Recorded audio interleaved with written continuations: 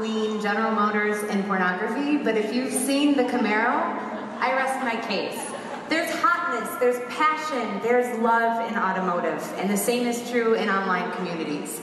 And as we're focusing this discussion primarily on women, I want to bring this up first and foremost, that the future of social media is women. And when we're talking about game changers, we're looking at the distribution of knowledge and sharing of opinions without expertise, but just with our own personal interactions. Women, we've been doing this for centuries. We may not have always been the Alexander the Great or had those leadership roles. And so for centuries, we've developed this innate way to distribute information within our communities and hold that as sacred. At General Motors, we apply that same idea, that same philosophy into our online adventures. Whether or not it's General Motors Online, it's Opal, which many of you are probably more familiar with Opal here. But it's that honesty, the integrity, and not sharing information because it means you'll buy a car. It's sharing information because we want a relationship. Which again, when we're looking at the difference between blogs or social media, I think it was brought up earlier in the track today that blogs are not social media. Blogs are blogs. Social media is me tweeting you when you have a question about your car and whether or not it will still be under warranty. It's if you are a retiree and have no idea if bankruptcy means that you no longer have a pension. It's if you're an employee and are wondering if the doors are closed, does that mean that I still have a job? All of these were very, very real fears during our incidents with Chapter 11 restructuring and through the 363 process. I mean, we became a whole new company, which with it becomes some challenges. But again, like I'm saying, women, we love social media. If you take a look at the prevailing research, right now I'm traveling across the world. I've been to about 7 countries already, about 7 more to go, looking at social media from a global perspective and helping our General Motors teams develop ways to talk to audiences. You know, for so long we forget about the consumer and what the consumer wants and needs. Well, social gives us one of the best opportunities to talk to people one-on-one and help share our story. And as we're looking at the globe, you'd think that there's a lot of differences, right? Well, there's a common thread: mobile, microblogging, and relationships. In every single country that I've studied, in every single country that I've been to, these truths hold dear. We want our information quickly, we want to shape our information, and we want to share it. So when we look at social media, and we look at it through how women communicate, it becomes a natural fit that women are more engaged in the social scene. We are more likely to hold conversations than to be poised as experts. And you can put in whatever social or behavioral study, Freudism that you want. It's simply that women are uncomfortable oftentimes being the expert. We would rather share the information that we have in a casual way than position ourselves as the only subject leader. And so, again, the proposition of social makes that more sense. And you can see that these behaviors mimic online. You know, just because we're online doesn't mean that we strip away all of our social conventions. You know, who we are out in the real world really reflects who we are and what we want in the online community. And those behaviors, the male versus female psychographics, are true. As women, again, we tend to disseminate, we tend to share, we tend to help others come to the same knowledge by antidotes or by quick communications. Whereas the identity of the male has traditionally been to post and be the expert. And for so long, women have been almost excluded from that because, as you look across the board, both globally and regionally within the US, many women don't feel comfortable in science and math. Again, you can put whatever social or psychological or biological reason why, but when it comes to math around middle school, women tend to drop out. That's not traditionally been a woman's strength. So now we have these tools like Twitter, like Facebook, like Postrates, that allow anyone, regardless of your knowledge of HTML or how to code, access to an online community.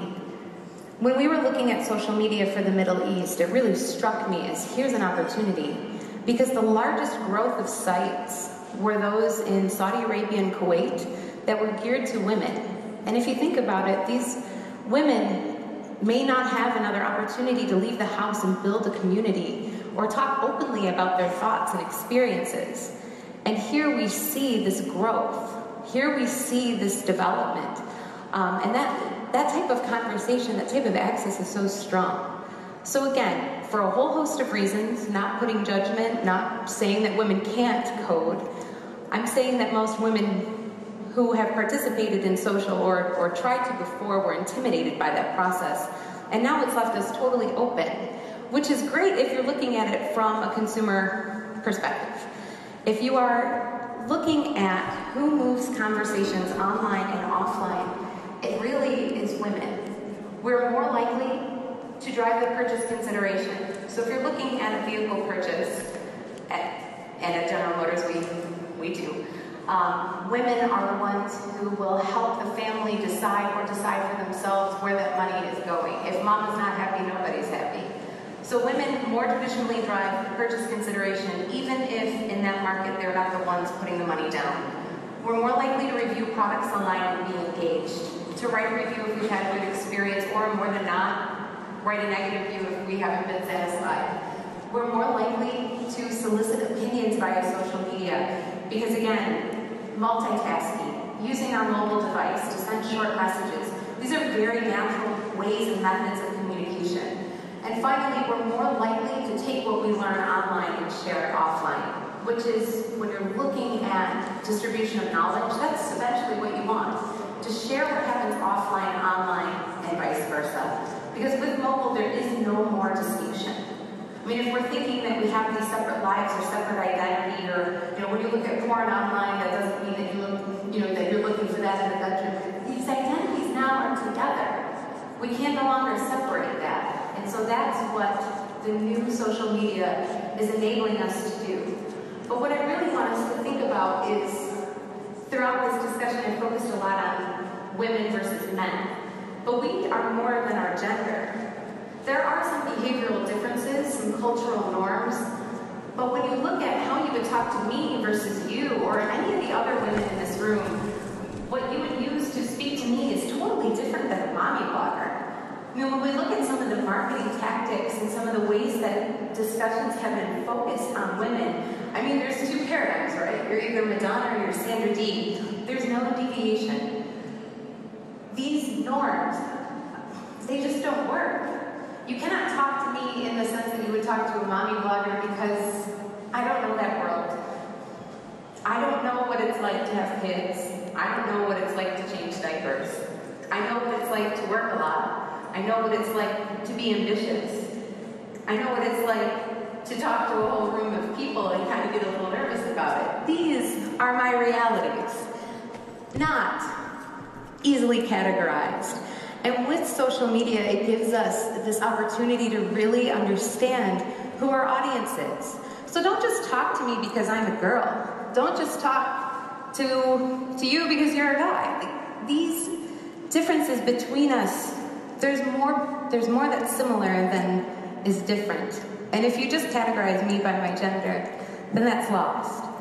And with some of the experiences that we've had at General Motors, talking to the individual is so important. And it seems that this is obvious, right? It's obvious to us because we live and breathe this every day. But when you are talking to a group who are not necessarily used to engaging in social, where you can't peg me as a female who makes a certain amount, who's interested in these types of movies, who visits this website, there's more to this engagement. There's more to creating a reality that we share. With the opportunities through mobile, I think that are most important. Again, like we said, it's bringing the online, offline, taking an event per se. Let's, for example, we were at South by Southwest, which is a social media conference in the United States, and created a whole experience previous to the conference, including ride and drives. There was a test using Gowilla where we had groups from across the nation get together and do searches and post online and talk about the vehicle in a very natural fashion. and bringing that then through traditional media and other means to help people understand more about South by Southwest, but then also Chevrolet. I mean, these are very real ways that we can blend our online and offline identities to help others gain this experience. The other thing too is that we're breaking the knowledge barrier. You don't have to be elite. You don't have to own a site to share your opinion or to be heard or be valued. You know, it doesn't matter if you have 30,000 friends on Twitter or that you follow, you know, just as many. If you tweet to GM Blogs and we answer you, we honor that discussion just as much as if you had 30,000 followers. If you have 3 and you're reaching out to me or I'm reaching out to you, that one-on-one discussion is sacred. The other thing that's so important too is to be genuine, honest, and trusted. And I know as we were talking about women in social, again, the topic is true. That genuine wanting to be engaged is paramount, absolutely paramount. And it's not something that you can just fake. It's not something that you can look at marketing data and create. There has to be a real person behind the tweet, a real person behind the posts, who's sharing their experience and building that community. And again, for so long, these ideas have just been that, ideas. And now through a social enterprise, through mobile, through microblogging, we have a way to do this. But again, it's all about building that relationship one experience at a time. And I keep on thinking to myself that as we're looking across the audience, I think this is the biggest concentration of women that I've seen in the conference. So it's great that we have more women participating, that we have this female perspective, because again, these themes may seem a little more natural. But if we're condensing this discussion into one session, I wonder if we're denying the rest of the conference or denying the rest of our peers the benefit of this discourse. If we're saying that these experiences are exclusive to the female point of view, are we also then saying that these can never exist outside of the female perspective? Are we saying that these are no longer appropriate, that men can't learn this? And sometimes I wonder if by narrowing this down into female versus male, if we continue to say that this isn't accessible. Much in the same way that many of our organizations categorize social media as separate from traditional media or separate from customer relationships or separate from marketing.